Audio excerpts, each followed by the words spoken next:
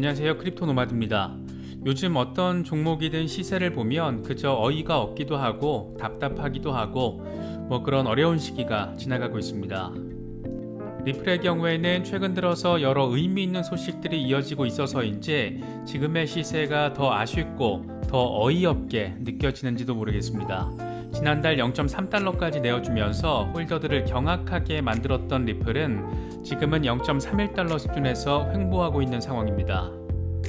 이런 XRP의 시세가 더 아쉽게 느껴지는 것은 리플의 경우에는 최근 들어서 꽤 부쩍 생태계와 관련한 호재성 소식들이 전해졌기 때문으로 바라볼 수가 있습니다. 특히 이번에는 리플의 파트너사인 에어월렉스가 뉴질랜드에서 국제 송금 결제 서비스를 출시한다라는 소식이 전해졌습니다.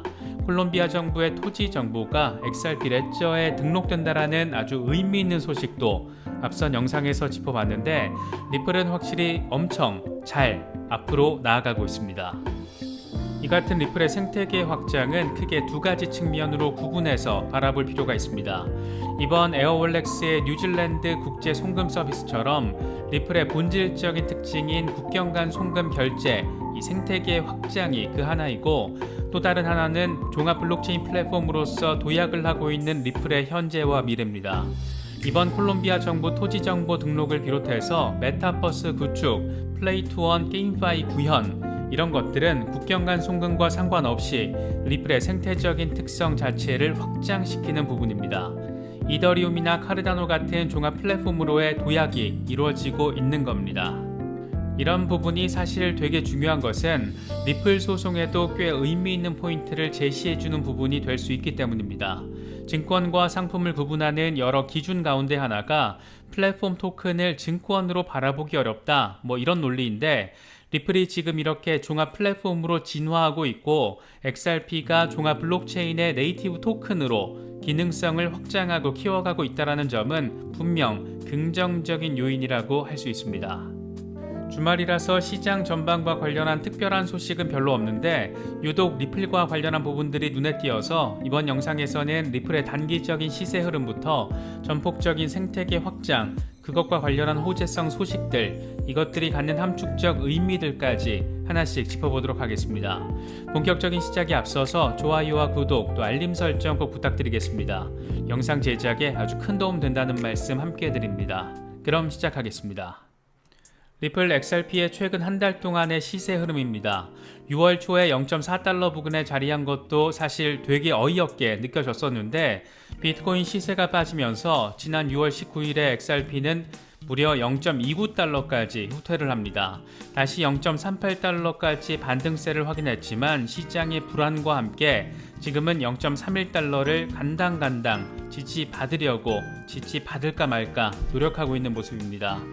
언제 1달러 넘기고 언제 2달러 넘어가냐 이런 자조 섞인 목소리가 나오는 것도 어느 정도는 이해가 되는 그런 부분이 아닐까 싶습니다. XRP 시세 흐름과 관련해서 코인텔레그래프의 기고가 라케시 우페드히에는 XRP는 6월 30일 회복을 시도했지만 황소 세력은 0.35달러의 간접 저항까지 밀어 올릴 수 없었다. 이건 곰 세력이 아직 포기하지 않고 있다는 점을 의미한다라고 진단했습니다. 그러면서 XRP가 0.28달러의 강력한 지지선까지 떨어질 경우에 황소 세력의 강력한 매수세를 기대해 볼 수 있는데 반등할 경우에는 50일 단순이동 평균인 0.37달러 돌파를 한 번 더 시도할 것이다. 반대로 0.28달러 아래로 떨어질 경우에는 하락세의 다음 구간이 시작될 수가 있는데 이럴 경우에는 0.23달러까지도 하락할 수 있다라고 전망했습니다. 와, 이게 정말 말이 되는 숫자인가 싶은 정도의 수치가 아닐까 그런 생각이 들기도 합니다. 이 같은 시세 흐름을 더 아쉽게 느끼게 만드는 것은 상대적으로 리플은 최근 들어서 부쩍 더 자주 생태계 확장과 관련한 호재성 소식들을 전해오고 있기 때문이 아닐까 싶습니다. 이번에 또 하나 새로운 호재 하나가 추가가 됐는데 리플의 파트너사인 에어월렉스가 뉴질랜드에서 국제 결제 서비스를 출시했다라는 소식입니다. 이에 따라서 뉴질랜드 기업은 이제 리플렛 사용자인 에어월렉스를 통해서 국제 거래 결제를 할 수 있게 됐습니다. 이와 관련해서 글로벌 금융 미디어 플랫폼 FX 스트릿은 호주 멜버른에 본사를 둔 선도적인 금융 서비스 플랫폼 에어월렉스가 지불 서비스를 뉴질랜드로 확장하기로 했다. 이 회사는 지난 2017년 리플렛에 합류해서 기존 은행을 대체하면서 기업 대상 서비스를 제공해 왔다라고 설명했습니다. 2017년이면 사실상 리플 생태계의 원년 파트너라고 할 수 있을 정도로 초창기 멤버로 바라볼 수가 있습니다. FX 스트릿은 에어월렉스가 리플렛 합류 이후에 기존 은행보다 더 빠르고 더 저렴한 비용으로 더 투명하게 국제 결제 대안을 제시해왔다, 이렇게 호평을 남기기도 했습니다. FX 스트릿은 에어월렉스 호재 소식을 전하면서 말미에 XRP 시세 전망을 함께 덧붙였는데, XRP에 대한 최상의 시나리오는 0.37달러로 복귀하는 것이다. 분석가들은 20% 수준의 상승을 예측하고 있는데, 상승 추세가 계속되면 0.42달러까지 상승할 수가 있다. 이렇게 긍정적인 부분에 크게 방점을 찍었습니다. 일단 0.4달러 위로 회복하는 것이 급선무인 만큼 묻고 따지지 말고 0.4달러 위로 조만간 올라설 수 있으면 참 좋겠습니다. 리플의 생태계 확장은 현재 크게 두 가지 갈래로 진행되고 있습니다. 이번 에어월렉스 사례처럼 기존 국경 간 송금과 관련해서 가장 본질적인 리플 생태계의 확장이 그 첫 번째이고, 또 다른 하나는 최근 들어서 정말이지 너무 크게 부각되고 있는 종합 블록체인으로서의 진화입니다. 앞선 영상에서 짚어본 콜롬비아 정부의 토지 정보를 XRP 레저 위에 등록하는 시스템을 개발하는 것은 앞으로 개발도상국을 중심으로, 이른바 후진국들을 중심으로 블록체인 혁신이 얼마나 광범위하게 진행될 수 있는지를 보여주는 사례라고 평가할 수 있지 않을까 생각됩니다. 오프라인 실물이 존재하는 부동산을 디지털 토큰화, 그러니까 NFT 형태로 전환하고 이걸 리플 레저 위에 올려서 토지계약 시스템을 구축하겠다라는 겁니다. 선진국, 특히 선진국의 중앙은행들을 중심으로 암호화폐에 대한 반감이 꽤 거센 것과 달리 개도국, 후진국들을 중심으로는 꽤나 적극적으로 블록체인과 암호화폐를 수용하고 있다라는 점을 확인할 수 있는 부분입니다. 현행 시스템으로는 영원한 후진국으로 머무를 수밖에 없는 게 엄연한 현실인 만큼 결국 이런 비전적인 기술을 우선 도입해서 적극적으로 도입해서 새로운 시대적 돌파구를 마련해 내려는 노림수가 깔려 있다라고 할 수 있습니다. 아프리카 대륙에서 디파이 금융이 유독 활발하게 사용되고 있는 건 역시 비슷한 관점에서 바라볼 수가 있습니다. 이번 콜롬비아 토지 등록 이슈가 전해지기 전에 리플은 메타버스 구축과 관련해서도 의미 있는 소식을 전해왔습니다. 리플은 NFT 개척자로 불리기도 하는 플러프 월드와 파트너십을 맺으면서 이름하여 디오픈 메타버스를 XRP 레저 위에 구축하기로 했다라고 밝혔습니다. 플러프 월드가 이미 구축한 분산형 블록체인 네트워크 더 루트 네트워크와 XRP 레저를 연결시켜서 메타버스 세상을 구축하고 여기서 사용하는 디지털 기본 자산 네이티브 토큰으로 XRP를 활용하겠다는 게 핵심입니다. 무엇보다 이번에 파트너십을 맺은 플러프 월드는 지난 5년 동안 웹3에 적합한 다양한 인프라와 프로토콜, 컨텐츠를 구축해 놨다는 것이 중요한 부분이라고 할 수 있습니다. 이미 강력한 커뮤니티 네트워크 효과를 인정받았고 14개 컬렉션, 19만 5천 개 이상의 NFT 발행, 34만 개 이상의 트랜잭션 실행, 이런 나름의 메타버스 생태계를 가지고 있는 상황입니다.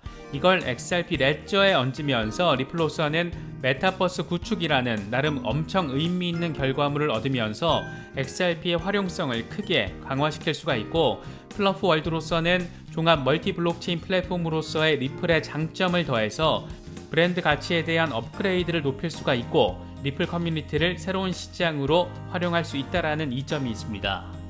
XRP 레저 위에서 프로젝트를 진행하고 있는 OnXRP가 이번 가을에 XRP 레저 기반의 P2E 게임을 출시한다라는 소식 역시 생태계 확장과 관련해서는 상당히 의미 있는 소식이라고 할 수 있습니다.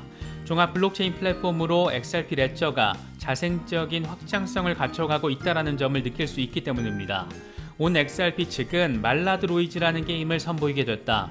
10명의 플레이어가 참여해서 장애물을 제거하는 방식의 게임인데 게임에 앞서서 XRP를 예치하고 게임 우승자가 예치된 XRP를 모두 갖게 되는 방식이다. 이제 곧 XRP 레저 위에서 가동될 것이다. 이렇게 밝히기도 했습니다. 게임을 통해서 XRP를 얻을 수 있는 방식이 XRP 레저 위에서 구현이 되는 겁니다. 국경 간 송금 사용자들 뿐만 아니라 이제 게임 플레이어들까지도 XRP를 활용할 수 있게 되면서 그 사용성까지 증대되는 상황을 기대해 볼 수가 있습니다. 결국 XRP는 국경 간 송금 결제라는 가장 기본적이고 중추적인 프로젝트를 구현하면서 여기에다가 NFT, 여기서 더 나아가서 메타버스 생태계를 구축하게 되고 거의 동시에 P2E 시스템까지 구동할 수 있게 되면서 그 확장성, 사용성 모두를 증대시키는 결과를 만들어낼 수 있을 것으로 기대되고 있습니다. 종합 멀티 블록체인 플랫폼으로의 진화가 이제 하나둘 시작되고 속도가 붙고 있는 것인데 결과적으로는 지금의 이더리움이나 카르다노와 비슷한 형태의 블록체인 플랫폼이 되는 모습을 생각해 볼 수가 있습니다. 정리하자면 현재 리플 생태계는 리플의 본질적인 국경 간 송금과 결제를 위한 생태계 확장, 그리고 종합 블록체인 플랫폼으로서의 생태계 확장, 이렇게 두 갈래로 진행되고 있다고 할 수 있습니다. 특히 후자가 지금 SEC와 소송전을 치르고 있는 리플에게 상당한 의미 포인트가 될 수 있는 것은 과연 종합 블록체인 플랫폼의 네이티브 토큰으로 사용되는 XRP가 과연 증권일 수 있을 것인가? 이런 질문을 던질 수 있기 때문입니다. 이건 이더리움이 비증권이라는 것의 논리 가운데 하나이기 때문에 리플로서는 그동안 짱구도 잘 굴렸지만 파트너사들의 노력을 통한 직접적인 반사 이익도 꽤나 강력하게 누리고 있다라고 바라볼 수 있는 부분입니다. 호재는 넘쳐나는데 시세는 어지럽다 보니까 XRP는 참 투자하기 어려운 종목이다, 이런 생각도 강하게 드는 것 같습니다. 하지만 블록체인 혁신이라는 것을 단순히 비전적으로 제시하는 수준이 아니라 이렇게 현실 속에서 이미 구현을 하고 있고 아주 성공적인 결과들을 하나둘 더하고 있다는 점은 언제가 될지 모르겠지만 확실히 대형 잠재력을 가진 종목이라는 점은 강하게 느낄 수 있는 것 같습니다. 요즘 홀더분들 많이 지치실 법도 한데 이런 부분들도 잘 참고하시면서 지금의 어려운 시간을 환희의 순간을 위한 전제 조건으로 바라보실 수도 있으면 어떨까 생각되기도 합니다. 이번에 준비한 영상은 여기까지입니다. 영상이 도움이 되셨다면 좋아요와 구독 또 알림 설정 꼭 부탁드리겠습니다. 영상 제작에 아주 큰 도움 된다는 말씀 함께 드립니다. 언제나 성토하시기를 기원하겠습니다. 시청해주셔서 감사합니다. 지금까지 크립토 노마디였습니다.